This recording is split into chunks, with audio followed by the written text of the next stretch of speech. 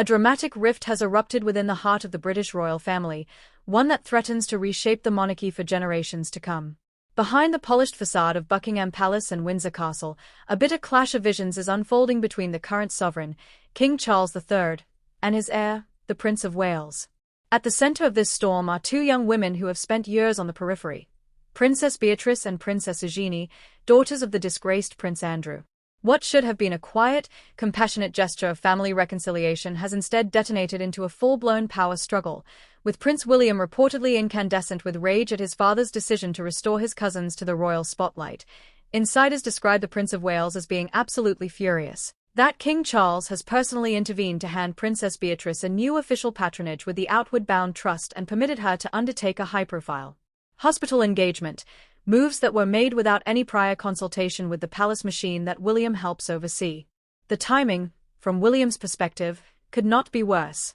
Only months have passed since King Charles delivered the final, humiliating blow to Prince Andrew by evicting him from Royal Lodge, the sprawling 30-room mansion he had occupied for 2 decades. That eviction was meant to signal a definitive end to the Andrew era, a clear message that the monarchy was severing itself from the toxic fallout of the Epstein scandal. Yet now, almost overnight, Andrew's daughters are being welcomed back into the fold, handed official duties and public platforms as though nothing had happened. This is not merely a disagreement over scheduling or optics. Sources close to the heir describe it as nothing less than a war over the soul and survival of the institution itself. Prince William is said to regard the re-emergence of the York princesses as a catastrophic error in judgment, one that risks recontaminating the entire royal brand with the lingering stench of their father's disgrace. In private conversations reportedly overheard by palace staff, William has described the York branch as poison in the eyes of the British public, a brutally frank assessment that reveals the depth of his concern. He believes his father is allowing sentimentality to override cold, hard strategic reality, and that the consequences could be devastating for public trust in the crown. King Charles, by contrast, appears to be guided by a very different philosophy. Those in his inner circle say he sincerely believes the royal family must heal in public. In his view, drawing Beatrice and Eugenie closer demonstrates compassion, unity, and a refusal to punish children for the sins of their parent. It is the same instinct that kept him defending Prince Andrew long after most advisors urged him to cut ties completely, and the same impulse that has left the door ever so slightly ajar for Prince Harry despite years of attacks on the institution. Charles, shaped by his own painful childhood and decades of family estrangement, seems unable to permanently exile blood relatives, no matter how severe the damage they have caused. This clash is about far more than two princesses and their future diaries. It is a profound generational and ideological collision. King Charles, now in his mid-70s, belongs to an older school of monarchy, one that remembers an era when scandals could be managed by dignified silence, a stiff upper lip, and the slow turning of the news cycle. In that world, family loyalty was sacrosanct, and the institution was vast and forgiving enough to absorb almost any embarrassment. Prince William, however, has come of age in the unforgiving glare of 21st-century media, rolling news channels, social media pile-ons, and an internet that never forgets. He understands that reputations are now global, permanent, and extraordinarily fragile.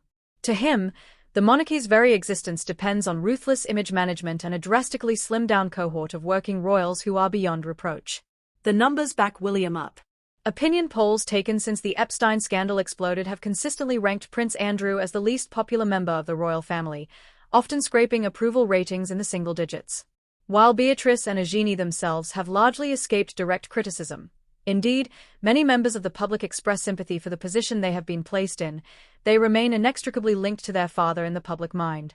Every photograph of them at a ribbon cutting, every mention of a new patronage, carries with it an automatic reminder: daughters of Prince Andrew. Critics on social media are quick to ask why taxpayer-funded royals should include the offspring of a man who paid millions to settle a civil sexual assault claim and who lost his Her Royal Highness status, military affiliations, and royal patronages in disgrace. William's fear is that any misstep by the sisters, a poorly chosen outfit, an awkward quote, even an innocent social media post, will be magnified 100-fold because of who their father is. The press pack that follows them will always lead with the Andrew connection.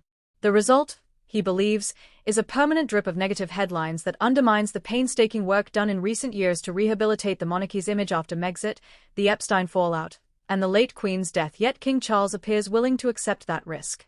By personally approving Beatrice's new role and her hospital visit, he sent an unmistakable signal. These are my nieces, they have done nothing wrong, and they deserve a chance to serve.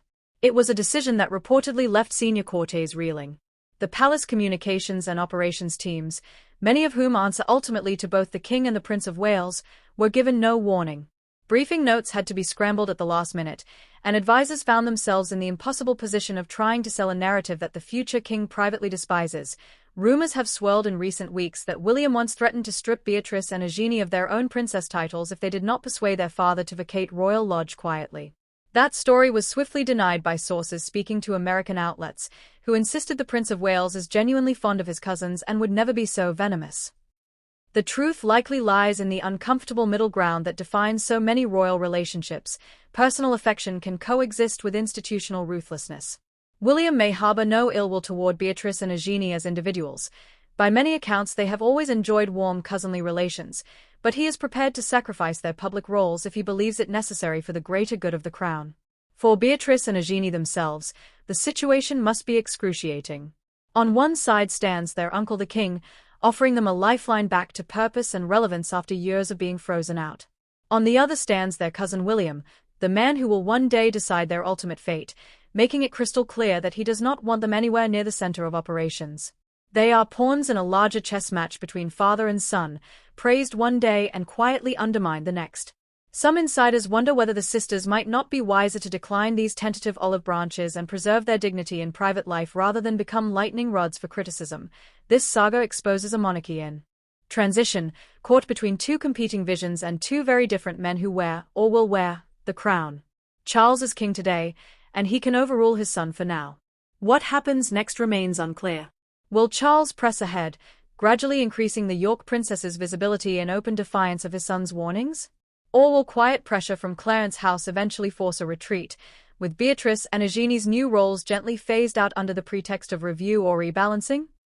The disagreement strikes at the very heart of unresolved questions that have haunted the royal family for years. How slimmed down should the monarchy actually be? Should bloodline alone guarantee a public role, or must every working royal earn their place through impeccable conduct and popular appeal? And when a king and his heir fundamentally disagree, whose vision prevails? One thing is certain. The tensions between King Charles and Prince William are not going away. The battle over Beatrice and Eugenie is merely the opening skirmish in a much larger war over legacy, power, and the monarchy's place in modern Britain. The stakes could not be higher, and the whole world is watching to see which king, the one on the throne today, or the one waiting in the wings, ultimately prevails.